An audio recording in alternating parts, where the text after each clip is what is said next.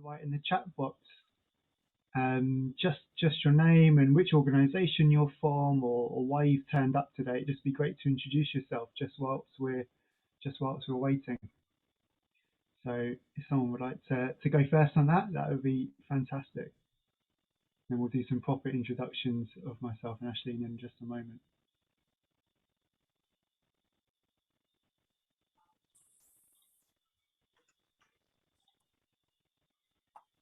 I can go first if you want. Yeah, please, Stephen. That'd be great. Thanks. No problem.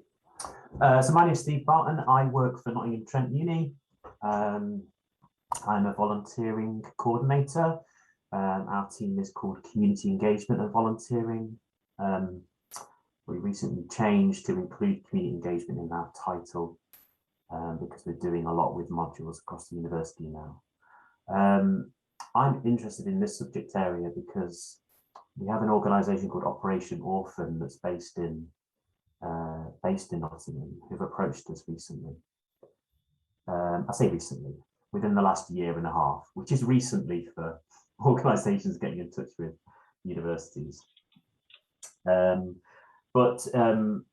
we do international projects as well as working with local community organisations, and we have particular rules, and obviously with the way the orphanages were depicted and certain situations happening, my manager wasn't particularly keen to advertise it, so it's been a very touchy subject. So I'm keen to find out what the viewpoint is kind of moving forward. That's great. Thanks so much. Yeah, please feel free. I think Ashleen and I will make a start now and crack on, but please feel free just to write in the chat box anyone else sort of where you're from today.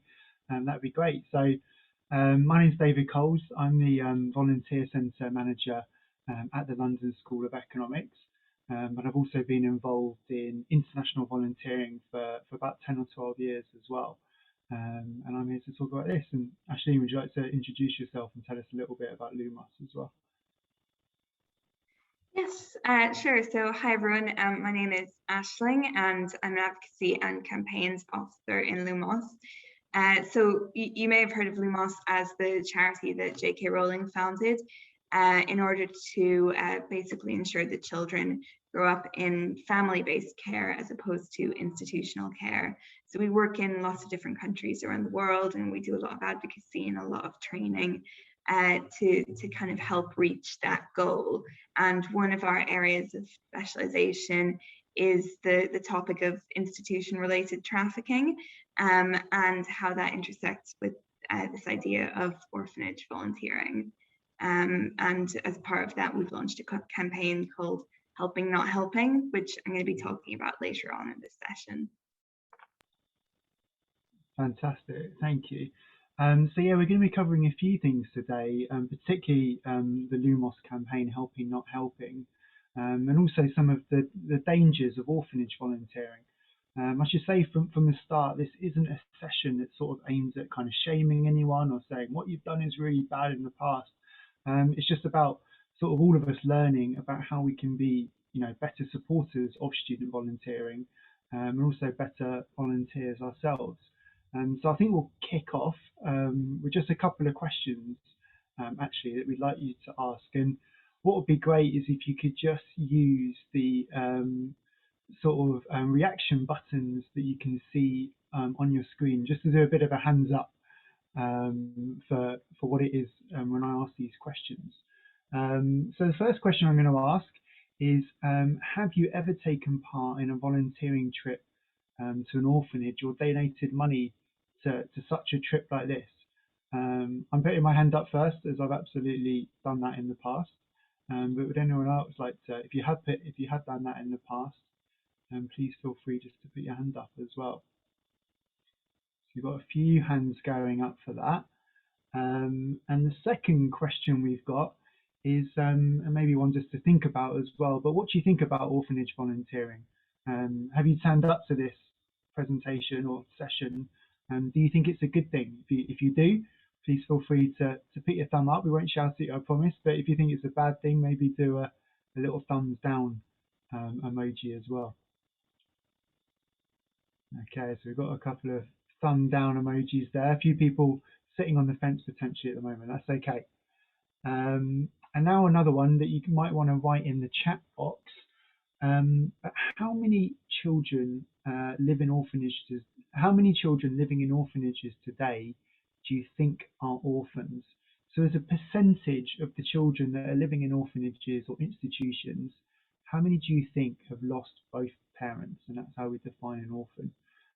So if anyone would like to take a stab and write an answer in the chat box, that would be great. And I know Aisling is going to come back to that later, so maybe we won't reveal that answer right now. We'll come back to it later.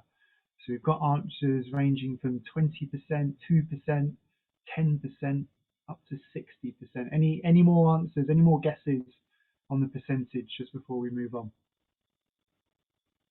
40, 20, okay. So we've got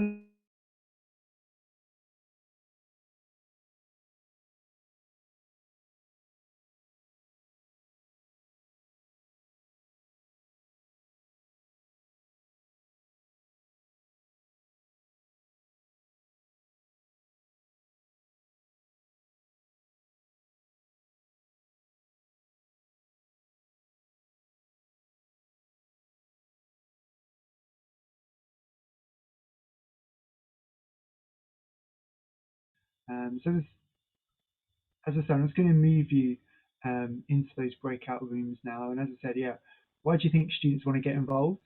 How could it be beneficial to them? And can you think of any potential problems that might come from these sorts of volunteerism opportunities?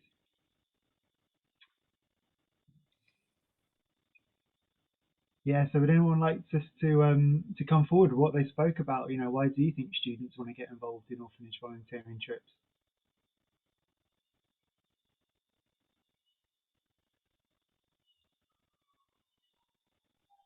We talked about kind of the opportunity to kind of gain skills. So it may be being an opportunity to gain kind of like leadership and teamwork skills in kind of somewhere out of their comfort zone, which can be kind of seen as maybe quite impressive in applications or interviews and things like that. Yeah, absolutely. Good answers. Anybody else?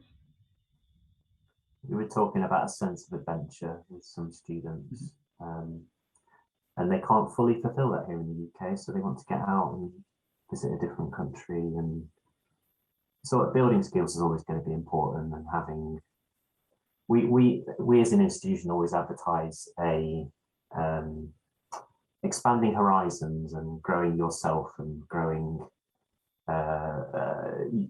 your full understanding of the world, I guess. And we try and put an emphasis on becoming global citizens as well. So that's something that we kind of focus on. However, that's more a learned thing of the students rather than something they come at us with. So we try and impart that on them as part of the process. But in terms of the inquiries, it's generally in relation to the types of people that we're working with, the country, and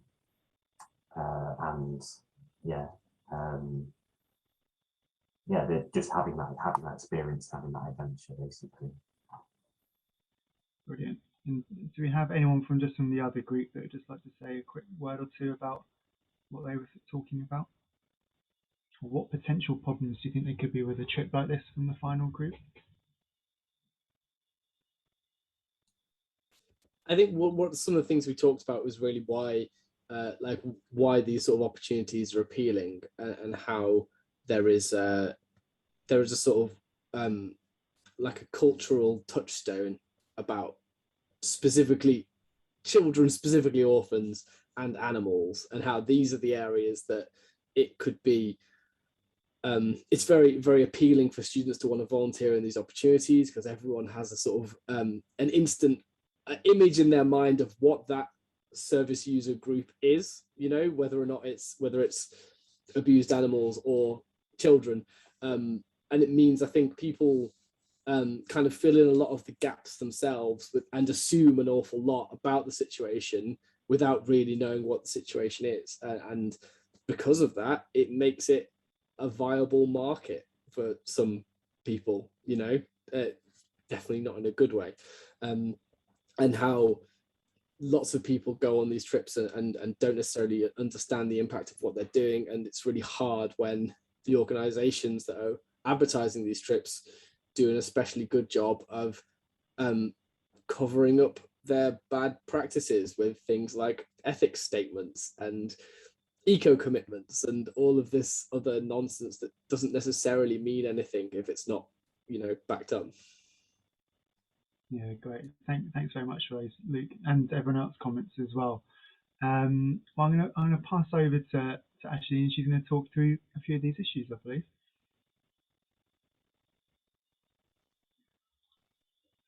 Yes, thank you, and thank you everyone for your thoughts. I think those are really, really helpful. So we're going to talk a little bit more now about orphanage volunteering and some of the ways in which it can be harmful, and some of the harms of orphanage-based care just in general. But one thing that I wanted to start with is a film that we have that we think really kind of demonstrates this quite well.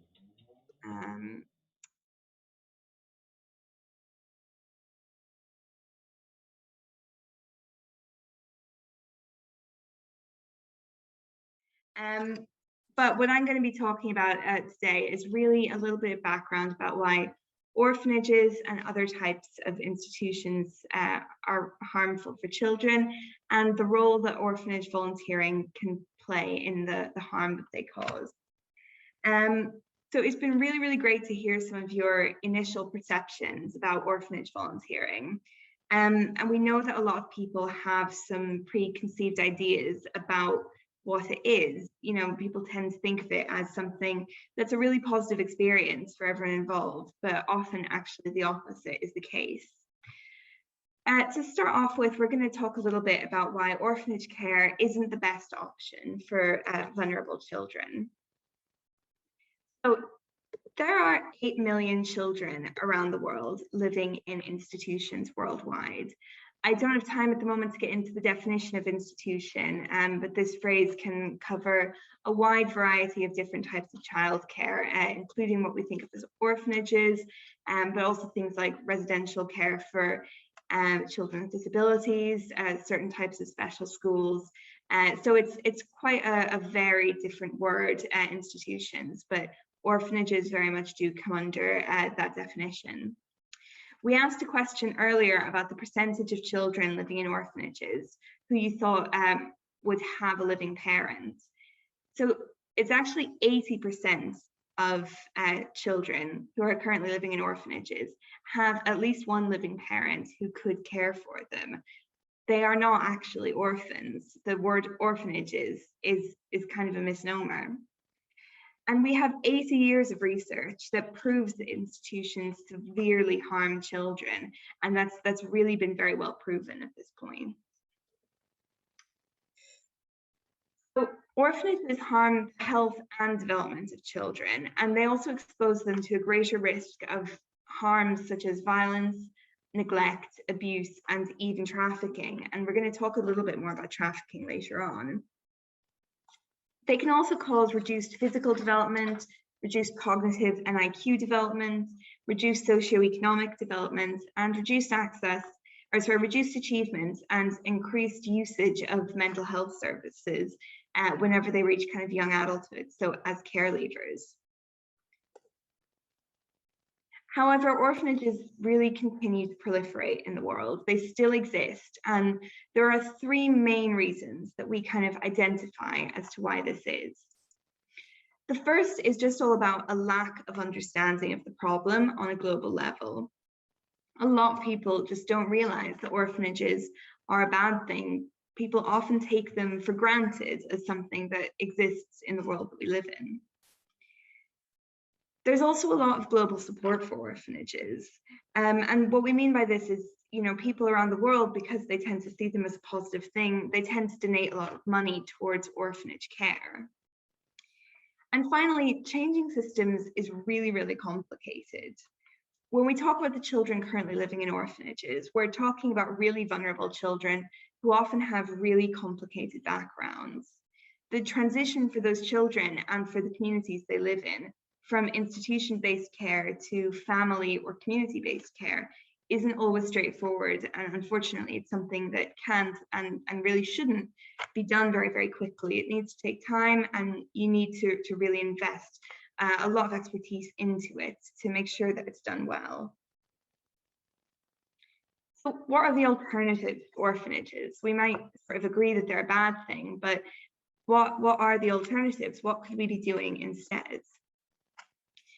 Well, what's really important to be aware of is that with support, most families could care for their children. The biggest reason that children are living in orphanages today tends to be poverty. And the second biggest reason is usually that the child has a disability that the family aren't being supported to kind of care for and provide accommodations for. So with support, those families could care for their children. And for those children who don't have families that are able to look after them, they could be looked after in family-style environments or in community-based services, which would provide them with the care that they need to meet their individualized needs. According to the UN Convention on the Rights of the child should grow up in a family environment, in an atmosphere of happiness, love, and understanding. It's too complicated now to go into all of the details of all the different alternatives to institutional care that exist. They're really varied, particularly when you're talking about lots of different situations and contexts all around the world for children in really varying situations. But it will suffice to say that enabling children to grow up in their biological families is usually the priority. And when that is not possible, we might look at a range of different options, including foster care, kinship care, supported independent living, or other types of option. So there are lots of alternatives out there for orphanage care. Orphanages tend to be a sort of one-size-fits-all approach to really, really complex situations. How does this all actually tie back into orphanage volunteering? Well, what's really important to be aware of is that orphanage volunteering is simply not helping. There are loads and loads of potential harms to orphanage volunteering. On kind of the milder end, we have things like the research that shows that a regular turnover of volunteers, particularly without good training, can be really harmful and upsetting to children as they develop. Volunteers often don't have the appropriate skills to provide care for vulnerable children, which can be dangerous both for the children and the volunteers themselves. And finally, children simply belong with families. Families provide the attention, love, and support that children need to grow.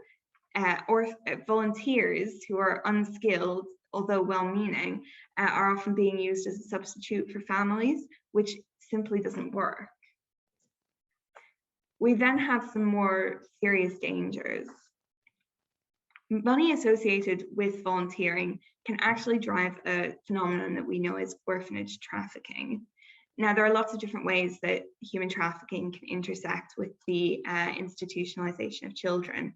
But one of the really concerning ones, and one of the ones that's most relevant to orphanage volunteering, is that children who are living with families can actually be trafficked out of those families and placed in what we would call kind of false orphanages, where they might be purposely kept in poor conditions, specifically to try and elicit money from donors and from volunteers who come to visit. And it's been seen that these kind of false orphanages really proliferate in areas that are particularly popular with people who want to go and do some volunteering while they travel. What I mentioned earlier about a constant turnover of volunteers impacting children's ability to kind of form attachments can actually lead to children forming attachment disorders. And this again can place them really highly at risk of exploitation later in life.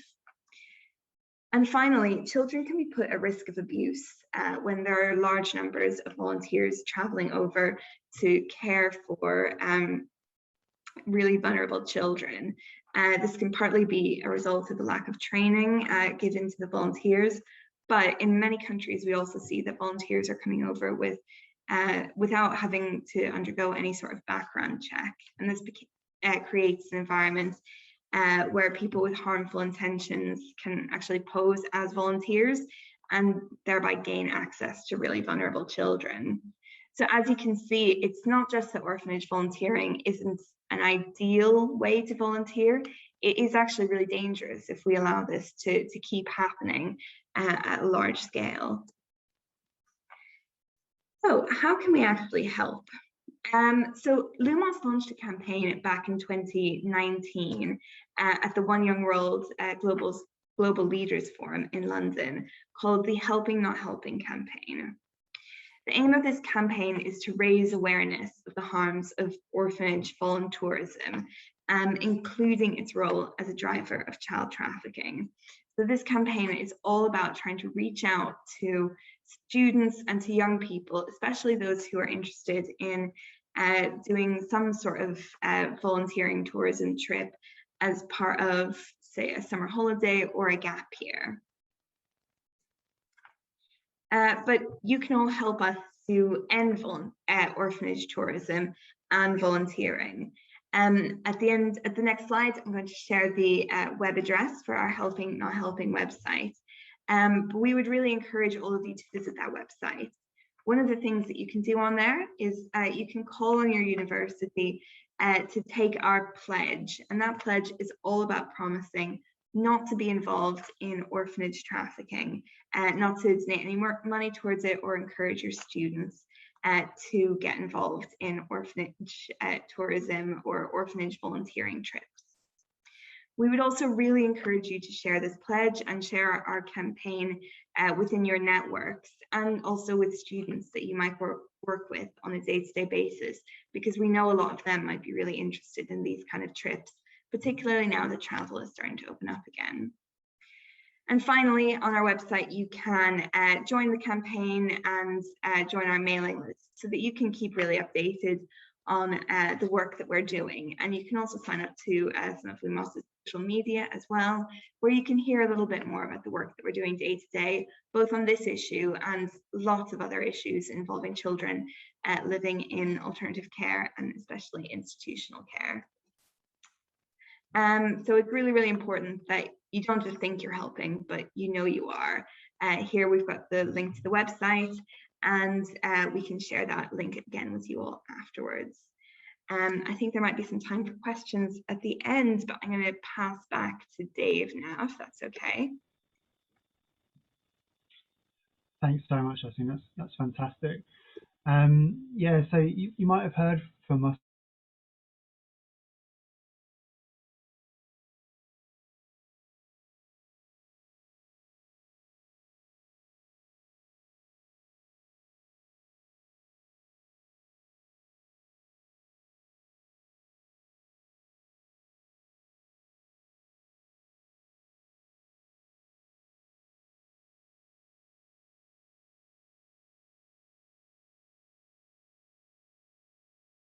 and renewed it to show that we're really firmly committed to this. Ashley, do you mind us moving this slide on to the next one? Is that okay? Thank you. And really, I mean, the main reason we did that is that, first of all, we know we want to inspire students to volunteer, and that's obviously really important as a volunteer centre. But we also think we have an obligation to educate our students about what ethical volunteering looks like. And that could be in this field, or it could be in any field, to be perfectly honest. But we knew that our students were going off to do this, and that was something that we wanted to try and reduce happening. And what we actually found is that students who did go and do this type of volunteering actually came back quite upset and quite angry about their experience, because they would be out there for 2 or 3 weeks, sort of on a very classic kind of volunteerism trip, and they quite quickly saw through the issues of this, and they knew they weren't really helping. They could see that their money wasn't being spent, that they were donating, and they came back quite frustrated. So, after every summer in the student newspaper, there'd be a glut of people sort of complaining about these types of trips and these types of organisations. And so we felt we could really step in and help extend this conversation. So yeah, students were already engaged. and wanted the space to sort of discuss the ethics of international volunteering and orphanage volunteering within this. So we really felt like when we started with this pledge, we were pushing at an open door that lots of our students wanted to engage with anyway. And obviously, with overseas volunteering and particularly orphanage volunteering, there's a lot of things regarding kind of white saviorism and sort of that position of sympathy rather than empathy going in. And our universities are such international places now. It's quite sort of one-sided just to come at it from one point of view. Obviously, on that second point there, it's a bit unusual for a volunteer centre advising people not to volunteer, and that did come up in conversation a few times. But as I said, we want to make sure that people are doing brilliant volunteering rather than just volunteering just for the sake of it, to add a few hours to our stats every year. But since we have launched that campaign, it's led to students writing on our blog about their experiences. We've been hosting talks. We do films and pizza nights, and we've had loads of social media content and really engaging stuff. We've done like live Instagram talks with Lumos and had students come and ask them questions and all sorts of other stuff. And it's just been, to be perfectly honest, extremely positive, both from our students and colleagues across the university as well, who've been really interested in this sort of work. Particularly colleagues who work in the international development department, and I should imagine if there's child development professionals at your university, they'd be really interested in this type of work as well, and kind of leading to research opportunities and other things like that as well. And the other big thing which I know lots of colleagues across the student volunteering sector are always concerned about is that how do I sort of like figure out if someone's an ethical or an unethical organisation when it comes to international volunteering. I'm going to send you a page in a minute from our website which has lots of questions to ask organisations. But with this, it's become very easy that if an organisation approaches us and we can see that they've got orphanage volunteering on their website or they're offering those types of opportunities, we can instantly just send them our pledge and say, no, so we don't advertise those opportunities, and generally they don't come back and ask any more questions. So it's been a very sort of easy thing just to point people to and say, well, this is our policy, we won't advertise that. Thanks for stopping by. And we found it a very simple way to kind of have that conversation with potentially unethical organisations. But of course, we've also been able to signpost to alternative options as well. And there is many questions around the ethics of any type of international volunteering, but there are organisations out there who I'm confident are doing good work and do proper training before people go, and make sure that the students not only are trying to do their bit to help, but are really understanding the sort of systematic issues that are involved in international development and other areas like that.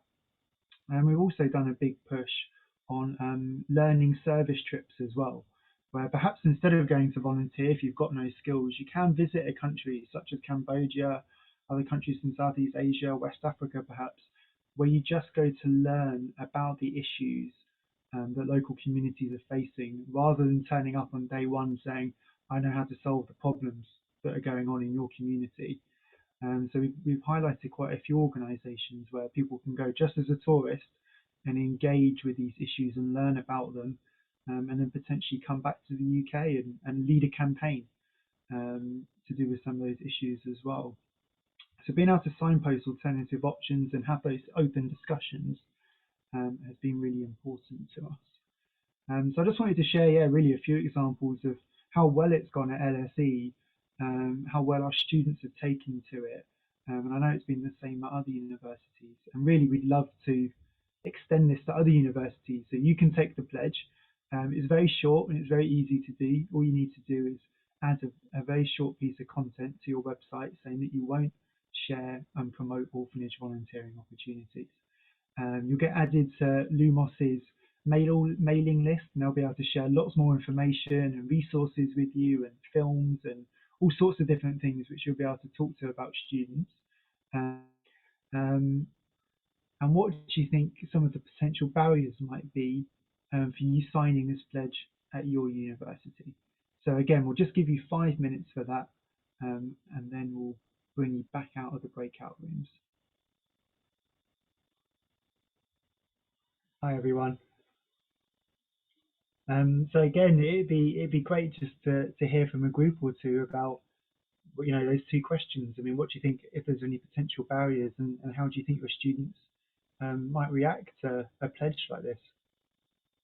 If anyone would like to jump in, I'd appreciate it.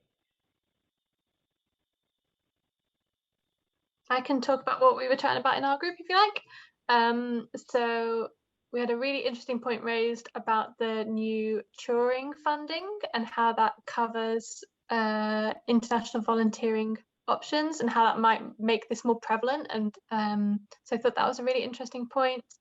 And we were chatting about kind of having a ready list of kind of alternative options for people if they come to you looking, they've done some research and this is the thing that they've come up with, and kind of making sure that there's other options available to them, of kind of better opportunities, more worthwhile opportunities.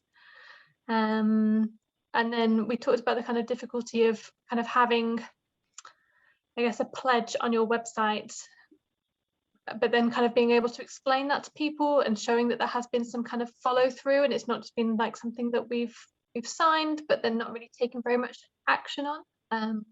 So yeah, those were some of the things we were chatting about in our little group.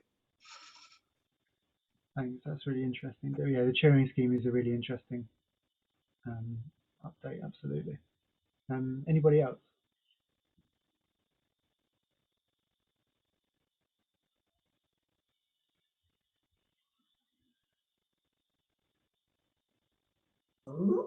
I can go. Sorry, I get interrupted by my dog. He's pushing me around. We were talking about, there was a couple of us that have international opportunities, or at least some people who Clinton represented a host opportunity, if I've got that right. But as international opportunities didn't currently exist, it's not so much of an issue when there's such a large host of international students that they'd probably have strong thoughts that that pledge is a good idea for the university to belong to, I guess. As an institution that does provide international opportunities, we already cut out an opportunity that worked with an orphanage. So that's already something that's been part of a conversation that's taken place, but there wasn't necessarily a pledge as part of that. It was just an internal decision, but we did get the viewpoints of students who had taken on that opportunity themselves in the past. I had a question. Well, I talked about, we don't get much time in the breakouts, which is understandable, about the fact that there's a local organisation I'm currently having conversations with that supports orphanages, but they don't necessarily want people to come forward to go abroad with them. They want people to support work that then aids or provides physical donations to different what was the word that you used, Aisling? Centres. What did you call them? I don't know what you called them. You didn't just call them orphanages. Institutions. Yeah. Institutions around certain countries, but they're very much slapped on orphanage in their name. They're just called Operation Orphan. So it's very much like a, how can we possibly support this organisation when we've got a pledge against orphanages? But it's such a lovely opportunity that would provide us with a variety of ways in which both students and staff can engage with them, and students would probably enjoy that kind of thing, that build lots of skills. But there's also the really bad parts of it, that, you know, they do physical donations, but they also do monetary donations, but that, you know, so it's, yeah, I've got questions, I guess, about things like that from our perspective. And I guess we just need to make a decision as an institution on what our rule is. And I'm not the person to make that decision. That's my manager. So I'm gonna tell him about it and then let him do it, basically. That's great. Thanks, Stephen. If the last group would like to say anything, that's great, or we're happy to answer a few questions as well, I think. We sort of briefly we talked about a couple of different things about sort of student perceptions of volunteering, but also the challenges that you might have, specifically putting a pledge up on a website, being as that we're quite a small part of our organisation, and even if it's where the education becomes an important factor in it, because you need to be able to educate people in sometimes incredibly senior positions that organizations that might outwardly look quite beneficial are perhaps not. We had an instance a couple of years ago when one of our it was sort of like a close friend of one of our senior VPs had set up a charity organization that seemed really dodgy, and that was a really awkward conversation to have, and be like, we can't in all conscience advertise this opportunity, because if anyone else had come to the opportunity, they wouldn't have made it past the door, you know, but because they had this in, it was sort of a tricky political situation to navigate, because you had to turn around to the senior VP and say, I know he's your mate and everything, but like, actually in that instance it was quite good, because we had actually we've used David's a lot of David's guidance on this before, so we had this list of things that were like, it's a shame, unfortunately we can't, even if we'd like to, because of this. So in that sense it was very, very useful, because it helped us avoid that. It wasn't personal, I suppose, and I think that's a good point of advice, is that if you've got this sort of thing written down, even if it's not publicly available and you can refer to it, it doesn't make it like a personal judgment that you're giving. It's like, sorry, as it happens, you don't obey these rules. And then you can also give the extension of being like, if this changes, or if you want to do something about this, there might be an option in the future. I mean, there probably won't be, but it does happen every now and again that we find an organization that is doing something like that, and maybe it's because the opportunity on their website is super out of date or something like that, and things have changed. But yeah, that kind of went off on a different tangent. But yeah, I think it all sort of ties together with trying to get other people to be educated about it as well. That's really great. Thanks, Luke. Actually, the point that Stephen made before, I mean, obviously we're talking about volunteering here in particular, but we do see lots of students who might do like fundraising for orphanages as well. Do you want to just briefly explain why we don't want to encourage that either? Yeah, sure. So that's definitely something we see a lot. People not just going to volunteer at the orphanage themselves, but raising lots of money for the orphanage. People often do that, you know, after they've done a volunteering trip. For years later, every Christmas or something, they might run a fundraising campaign to support that orphanage. You see it a lot in faith groups as well, where they'll have particular orphanages they have ties to in different countries. There's a slightly different response to that, basically depending on, you know, what percentage of the income of this orphanage, you know, your fundraising represents. If you're a kind of you know, just donate a couple of quid a year to an orphanage, we would really, really recommend that you consider donating to organizations that actually work towards keeping families together. Part of the reason for that is that orphanages are just such an easy sell for fundraising, that they tend to attract quite a lot of money. And when people can see that, you know, they can make a lot of money, not even for nefarious reasons, but just that they have a very easy fundraising strategy, which will ensure that the children have enough to eat and the staff are well paid, they're not really incentivized to change that model. But we really do want them to start transferring that money from the orphanage care, you know, directly to supporting families, supporting communities, training social workers, all of the different things that you really need to happen in order to facilitate children being able to stay with their families. Now, if we've got organizations that are, you know, 90% of the income of a particular orphanage is coming from that single organization, that single donor, then obviously we would be really wary about saying to someone, we think you should stop donating right now, because that will leave children in real risk of harm. So for them, we would just encourage them to take a really hard look at what they're doing and start thinking about how they can actually work with the organisation on the ground to divest their funds from this institutional approach to one that focuses on family, and actually try and reintegrate some of those families, some of those children back into families. We know that that's not an easy thing to do, and nor should it be as well. We don't want situations where children are just being sent back to families because they think that that looks good, when in fact not every family will be a safe place for children. But yeah, certainly if you're working with organizations that are fully funding orphanages, then that conversation should be around changing an approach wholesale rather than just stopping funding. I hope that's clear. No, absolutely. Yeah, obviously just something else to build on, like this campaign is not about not helping genuine orphans. Like this really is to make sure we do, of course we want to help people who are in a vulnerable position, but through this type of activity it really disadvantages both orphans and obviously those that do have a parent that have potentially been trafficked for commercial profit into an orphanage, as Ashley explained so well earlier. So this isn't, I'd hate for anyone to think this is an attack on vulnerable children. It absolutely isn't.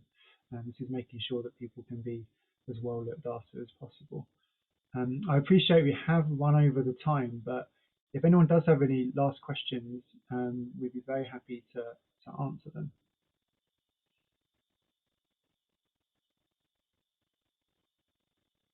No, fantastic.